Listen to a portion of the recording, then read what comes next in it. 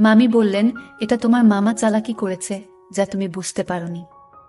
তুমি মনে করতে তুমি তোমার স্ত্রীর সাথে আছো, কিন্তু আসলে আমি ছিলাম। তোমার মামা রাতের আধারে আমাকে তোমার রুমে পাঠাতো আর তোমার স্ত্রীকে অন্য ঘরে নিয়ে যেতেন। তিনি নিজেই সতর্ক থাকতেন যাতে তুমি সন্দেহ না করে। মিমি বললেন, আমি প্রথমে তোমার মামার অনুরোধে বাধ্য হয়ে এসেছিলাম, কিন্তু পরে তোমার প্রতি আকৃষ্ট হতে শুরু করলাম। তোমার কাছ থেকে যে সুখ পাচ্ছিলাম তা তোমার মামা কখনোই দিতে পারতে না। সেই কারণেই আমি নিজেও তোমার প্রতি দুর্বল হয়ে পড়েছিলাম। তোমার মামা যখন এসব চালিয়ে যেতে লাগলেন, আমি নিজে উপভোগ করতে শুরু করলাম। আজকের গল্পটি খুবই মজাদার হতে চলেছে। আমি শিওর বলতে পারি গল্পটি শেষ পর্যন্ত শুনলে তোমাদের দাঁড়িয়ে যাবে। তাই তোমাদের দুটি পায়ে ধরি বলি, ভিডিওটা শুরু থেকে শেষ পর্যন্ত দেখো, তাহলে খুব মজা পাবে। আমি জহির, বয়স 22 বছর। আগে গ্রামে থাকতাম। আমি আমার মামার বাড়িতে কাজ করতাম। মামি দেখতে অনেক সুন্দরী যে কেউ তাকে দেখলে তার প্রেমে পড়তে চাইবে। আমার মামি আমার থেকে বয়সে বড় ছিলেন এবং আমাদের মধ্যে বেশি কথা হতো না। তিনি তার কাজে খুব ব্যস্ত থাকতেন এবং মামার সাথেও কম কথা বলতেন। এক রাতে মামি আমাকে তার রুমে ডাকলেন আর বললেন, জহির, আজ আমার শরীর ভালো লাগছে না, তুমি আমার পাশে শুয়ে থাকো। আমি তার রুমে শুয়ে পড়লাম। মামি লাইট বন্ধ করে দিলেন। এরপর আমি তাকে আমার মতো করে পেয়েছিলাম। কখনো ভাবিনি আমি তাকে এত কাছে পাব। তখন আমি চাকরির খোঁজে ছিলাম, কিন্তু কোথাও চাকরি পাচ্ছিলাম না। একদিন আমার বন্ধু জয়নাল বলল, আমার মামা শহরে থাকেন এবং আমি তোমাকে সেখানে চাকরি দিতে পারবো। আমি বেশি শিক্ষিত ছিলাম না।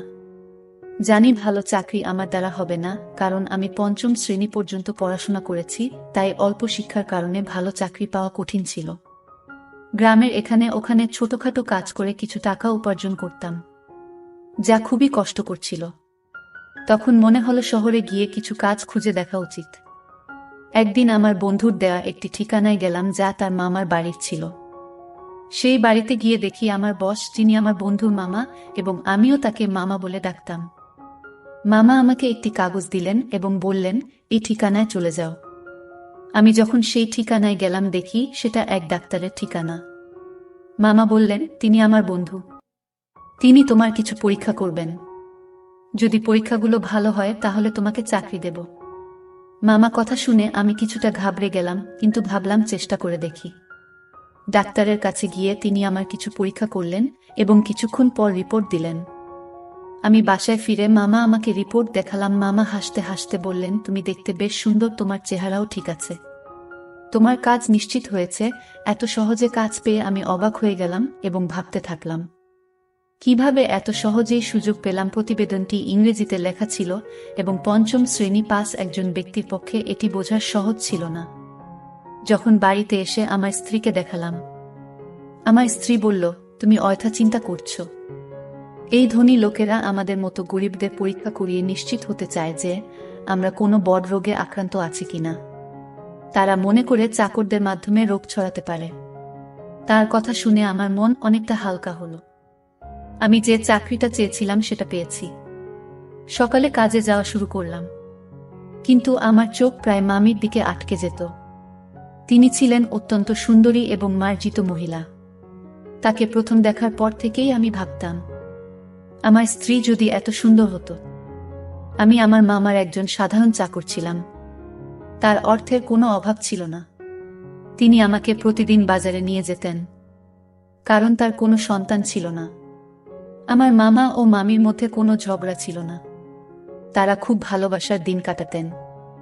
আমি মামিকে মনে মনে ভালোবাসতে শুরু করলাম। তাকে নিয়ে ভাবতে লাগলাম। একদিন বাড়ির পুরনো চাকর এল। সে আমাকে অভিনন্দন জানিয়ে বলল, তুমি পরীক্ষায় পাশ হয়েছ, কিন্তু মনে রেখো এই বস যাকে তুমি মামা বলে ডাকো খুবই কঠোর। এই কথা শুনে আমি ঘাবড়ে গেলাম এবং ভাবতে লাগলাম, যদি আমাকে চাকরি থেকে বের করে দেয় তাহলে আমার কি হবে।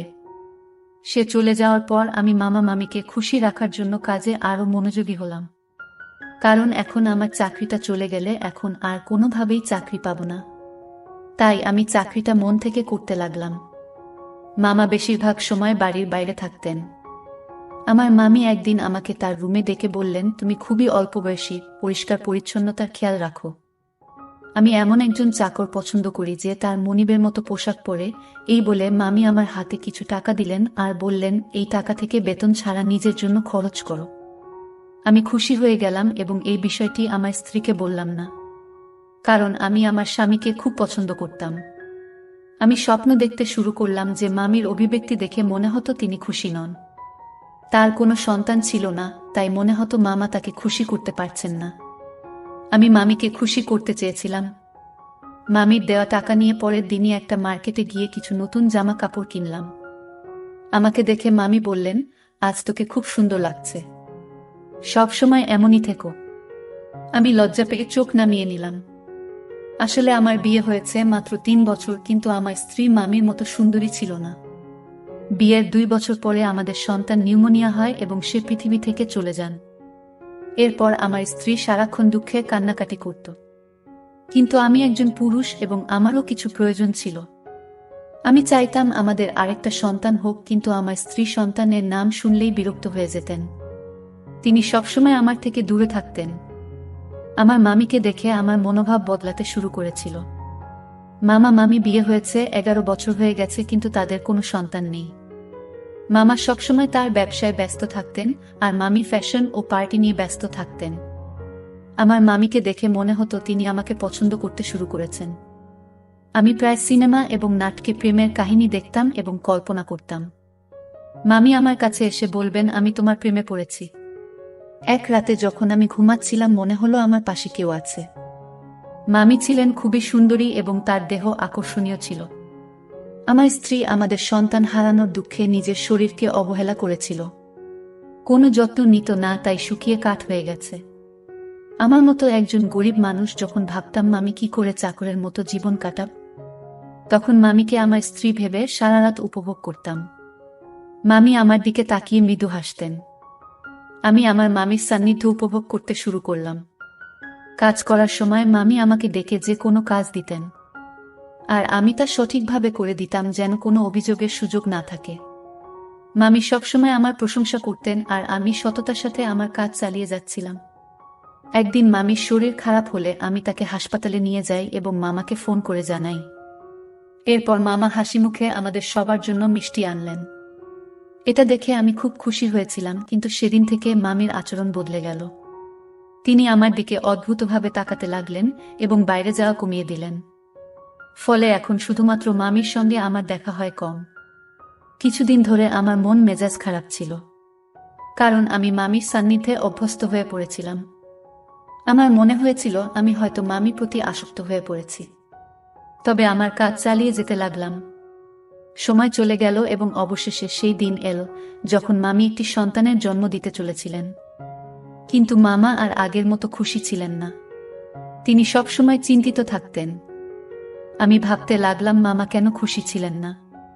আমি যখন বাবা হলাম তখন আনন্দে উঠেছিলাম, কিন্তু আমার মামাকে খুব চিন্তিত দেখাচ্ছিল, যেন কোনো বড় বিপর্যয় আসন্ন। এক রাতে মামা আমাকে তার ঘরে ডেকে বললেন, এই ব্যাগটা নাও। যদি আজ রাতে আমার স্ত্রী সন্তান জন্ম দেয় তবে এই ব্যাগ ব্যবহার করো এবং সন্তানটিকে গোপনে সরিয়ে ফেলো। আমি কখনো আমার কোনো নির্দেশ নিয়ে প্রশ্ন করিনি, তাই সেদিনও কিছু বললাম না। কিন্তু আমার মন খুব অস্থির ছিল। বারবার ভাবছিলাম কেন মামা তার সন্তানের জীবন নিতে চাইছেন। রাত গভীর হলে মামি ঘুমিয়ে পড়লেন, তাই আমি গোপনে তার রুমে গেলাম।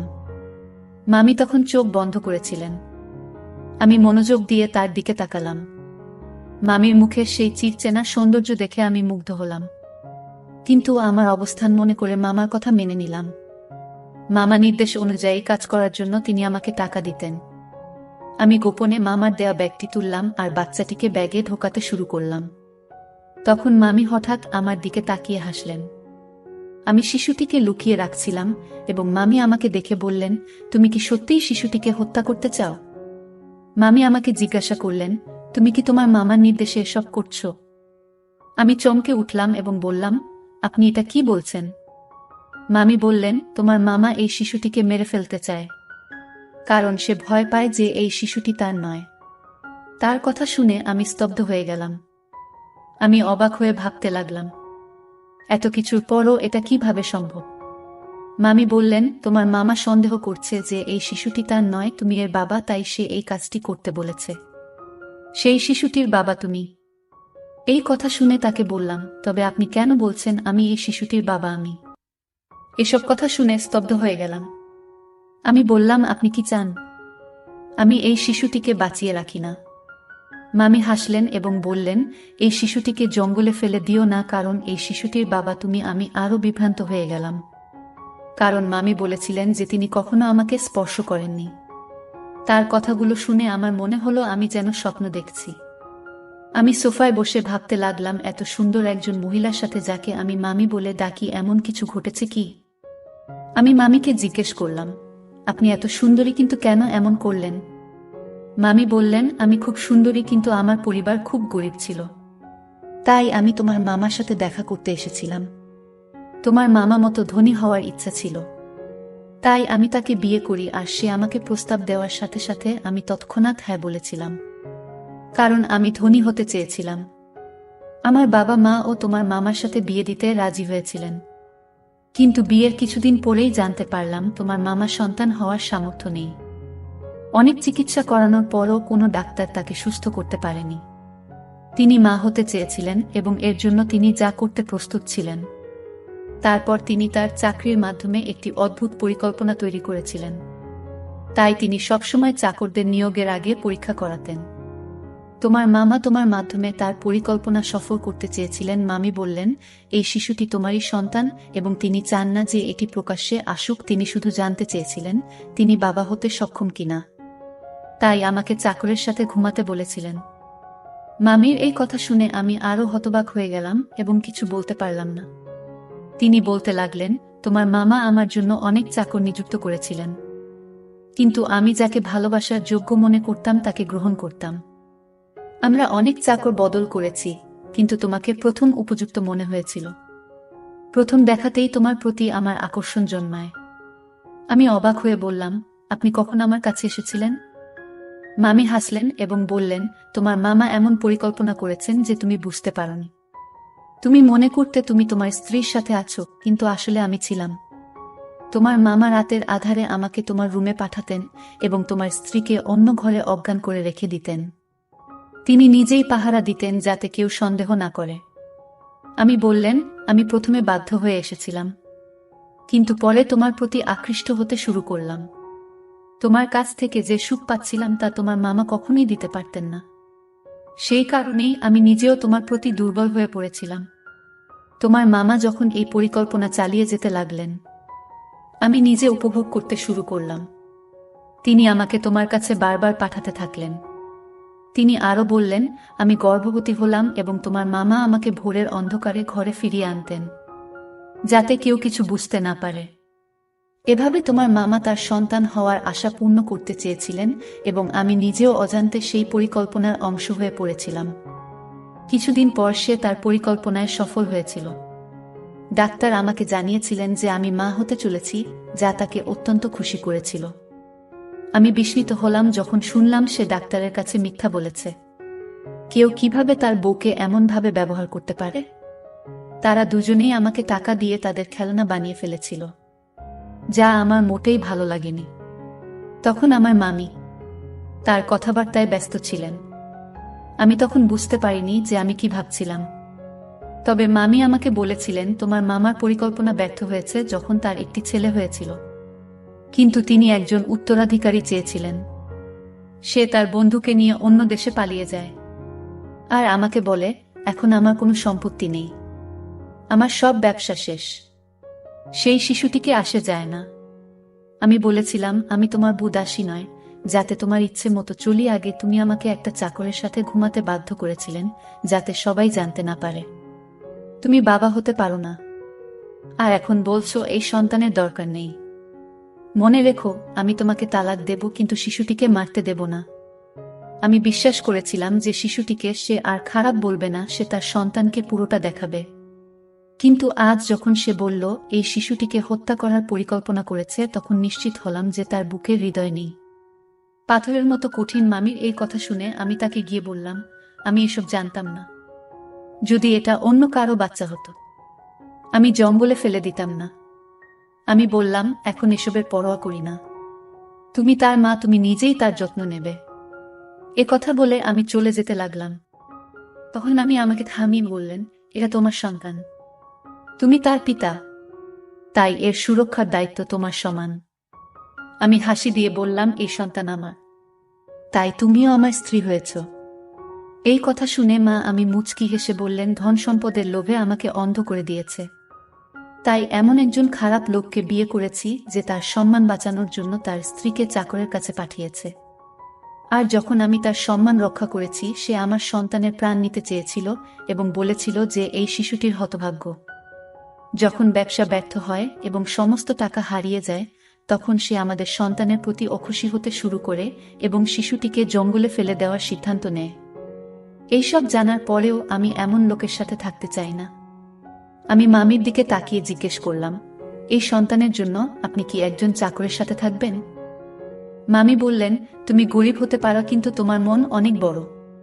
তাই আমি তোমাকে বিয়ে করতে চাই, যাতে আমাদের সন্তান বেঁচে থাকে এবং ভালো জীবন পেতে পারে। মামি আমাকে জানালেন তিনি মামার থেকে ডিভোর্স পেয়েছেন এবং আমরা একই বাড়িতে সুখে থাকতে শুরু করি। মামি সেই বাড়িটি আগেই তার নামে পেয়েছিলেন। কিছুদিন পর যখন আমার স্ত্রী বিষয়টি জানতে পারেন, তিনি আমাকে ছেড়ে চিরকালের জন্য তার বাবা মায়ের বাড়িতে চলে যেতে চান এবং তালাকের প্রক্রিয়া শুরু করেন। কিন্তু আমি যখন পুরো ঘটনা আমার স্ত্রীকে জানালেন, আমি তাকে অনেক বুঝিয়ে শান্ত করি। অবশেষে আমি আমার দুই স্ত্রীর সাথে সুখে সংসার করতে শুরু করি এবং আমরা সবাই মিলে সুখে থাকি। আজ আমি খুব খুশি, কারণ আমি জানতাম না যে আমার জীবন এত সুন্দর হবে। গল্পটা কেমন লাগলো জানাতে ভুলবেন না। এরকম আরো মজার মজার রোমান্টিক গল্প শুনতে চাইলে ভিডিওটি লাইক, শেয়ার এবং সামিয়া ব্লগ চ্যানেলটি সাবস্ক্রাইব করতে ভুলবেন না।